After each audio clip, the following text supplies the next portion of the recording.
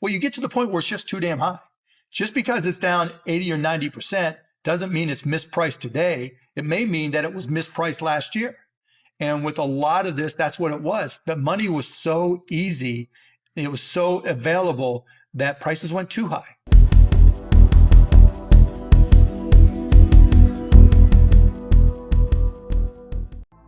American billionaire and crypto advocate Mark Cuban will give his thoughts on how the current economic environment has influenced the recent crypto crash. Cuban notes that rising interest rates and the Federal Reserve tightening policies have depleted any excess of money in the financial market, resulting in an economic crash that has taken billions of dollars from the cryptocurrency market. Cuban explains that the crypto market isn't the only market affected by the crash, but also the S&P index. We must win this financial war. Listen closely to Mark's interview.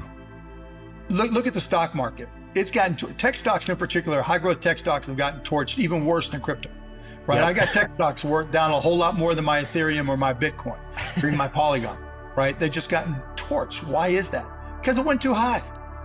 You know, when interest rates are basically negative and you can get as much capital as you need, or some people can get as much capital as they need to go out and buy stocks thinking they're going to go up, why wouldn't they? You're borrowing at, let's say, 1%, and do you believe stocks will go up 1%? Sure. So yeah, it was $50 a year ago, but it's $300 today. So what? Everybody's doing it. It keeps on going up. Why would it go down? Well, you get to the point where it's just too damn high. Just because it's down 80 or 90% doesn't mean it's mispriced today. It may mean that it was mispriced last year. And with a lot of this, that's what it was. The money was so easy, it was so available that prices went too high.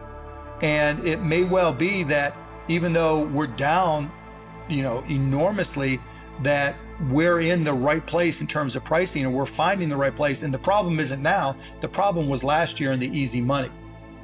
Cuban brings up a good point about the initial cost of buying a stock. It may be all smoke and mirrors that a stock may be down 80 to 90% right now, when in all reality, that may be the fair price at which it should be worth. There are so many people buying into a certain stock, it naturally raises the price of the stock based on popularity. Cuban suggests that right now may be the fairest time to buy a stock for what it's truly worth. Let's listen to more. And so to your point, in terms of inflation, I don't necessarily think, well, first, there's two, when you talk about inflation with crypto, I always have to remember, there's two worlds of inflation with crypto. There's the real world and there's the Bitcoin maxi world, right? In the real world, people just deal with it, as best you can, and even though it's painful. And, I'm old. When I came out of college, the inflation rate was not quite as bad now, but the unemployment rate was more than 10% and this and that. And so it was a struggle, just like people are struggling now. And when I say you're old, you're supposed to say, no, you're not. But you're not old, Mark. There you go. But the point being that crypto isn't impacted any more or less than anything else. And it's not going to change what people do any more or less, right? Now, I'll say that if interest rates keep on going up, and that's translated into savings accounts that, and all of a sudden you can get a 6-month CD for 4, 5, 6%, or something tax-free for 4, 5, 6%, that's going to impact people's decisions, because you go from, okay, I might be able to make some money in crypto last year, and I can make my 10% on my USDC last year, right? And that seemed to be relatively safe, where I'm willing to take more risk, to, hey, I don't have to fuck around and I can make 5% on this CD. That will impact the money that comes into crypto and stocks, for that matter. Then there's the Bitcoin maxi side of it. With the Bitcoin, Bitcoin, that's a hedge against inflation. Yeah, I don't see that working. I always analogize Bitcoin as it's a better version of gold. It's a digital version of gold, and I truly believe that. And all the gold maxis think it's a hedge to inflation. Yeah, not so much. If that were the case, gold wouldn't be wherever 17,000, 18,000, wherever it's at, it would be 30,000, And so there was a lot of hope that Bitcoin would do this or that. Now, where Bitcoin and gold do offer a hedge is in countries that are not reserve currencies, because the world uses the dollar. If you're in, pick a country, right? Zumundi, what was the Zumunda, right? What was the one with Eddie Murphy coming to America? Oh yeah. Zumundo, So you're picking on a fake country. Yeah, picking a fake country, right? And they have hyperinflation.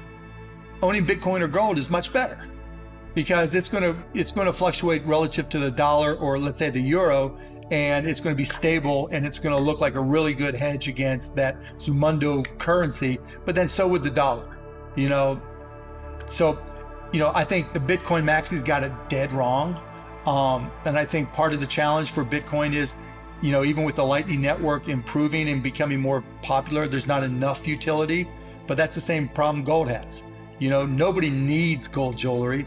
People like gold jewelry and want it, but they don't need it. And so there's a utility issue with Bitcoin. But that said, like gold, it's a good store of value. It's a better store of value when you're trying to be diverse in your portfolio.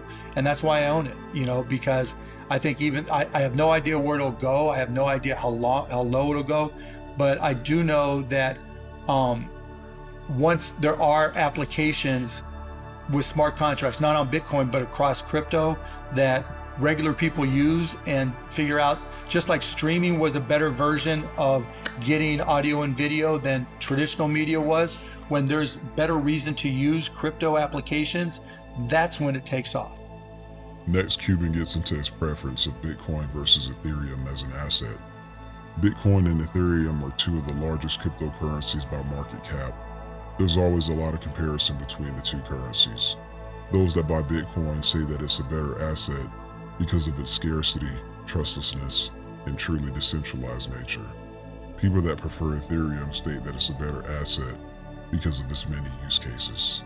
If I had to buy one today for a month, I'd probably buy Bitcoin, because there's not that push of applications right now.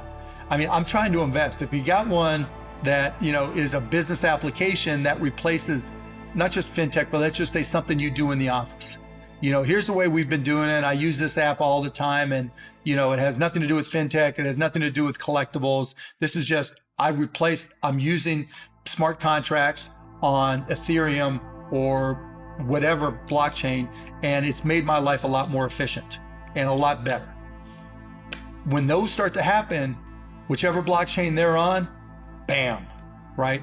Then people start saying, oh, I got to use, it's just like, my 13-year-old wants Snapchat. Bam, I got to have Snapchat. Got to have, when I turn 13, I got to have Snapchat, or got to have Instagram or whatever it is, TikTok. What made people download TikTok? Why does every kid use TikTok? It doesn't have to be social media, and I think it'll come from business first, but we need that business application, the decentralized version of QuickBooks, decentralized version of whatever that is a crypto app that is just better. And when that happens, boom, because then people will start saying, well, if it worked I replaced DocuSign as an example, or I've got QuickBooks, decentralized QuickBooks, which allows me to buy or sell, or e-commerce even. Like I did this talk at the University of Chicago, and I only, and these are MBA students, and I was like, how many of you have used crypto? And about half had. I'm like, how many of you have used a crypto wallet to buy something? And about half did, or core of the people. And I'm like, of those of you who did, wouldn't it be a lot easier if you could just go to an e-commerce site, connect your wallet, buy what you want, click it, sign it, and have a lower transaction fee, and it's just paid like that? And if you were a vendor, wouldn't it be easier to just sell, knowing, because you get that cash immediately, and so you could probably sell for less with less friction? Yeah, of course.